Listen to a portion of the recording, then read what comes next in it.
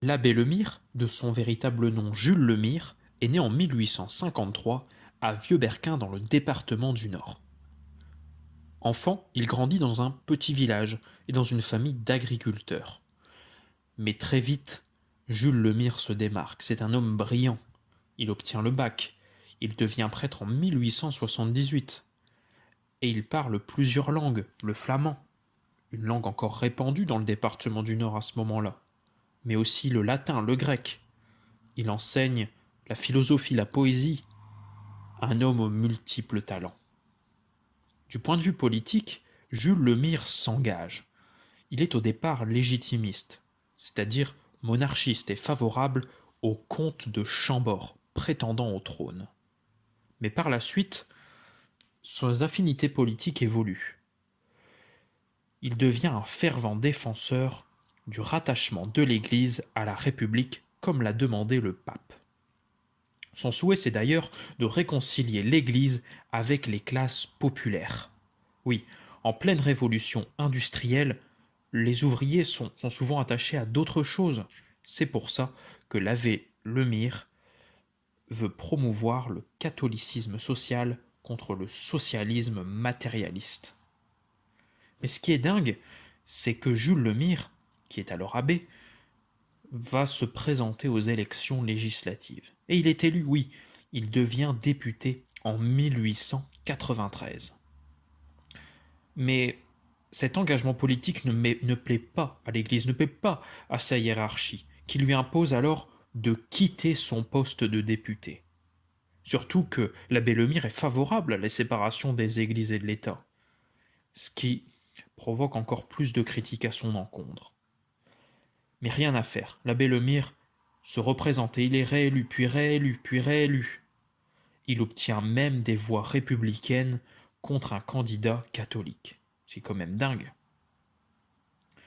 L'évêque de Lille lui interdit une 6e candidature pour être député. Mais l'abbé Lemire continue, il y va, et il est à nouveau réélu. Ce qui provoque pour lui une suspense.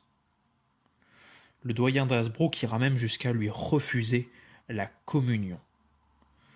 Mais l'abbé Lemire continue la politique, oui, il s'engage sur de nouveaux terrains, de nouveaux fronts. Candidat à la mairie d'Hasbrook, il est élu. Et c'est lui qui va véritablement façonner la ville. Il construit énormément de structures. Une maternité, un nouvel hôpital. Il désengorge le centre-ville, crée un jardin, une bibliothèque, un dispensaire antituberculeux. Bon, je vais m'arrêter là, mais son œuvre continue. L'abbé Lemire poursuit son action pendant la Première Guerre mondiale. Une action si remarquable qu'elle lui vaut d'être fait chevalier de la Légion d'honneur. Ces combats, il en a beaucoup. Le premier, et peut-être un des plus importants, c'est qu'il milite contre la peine de mort.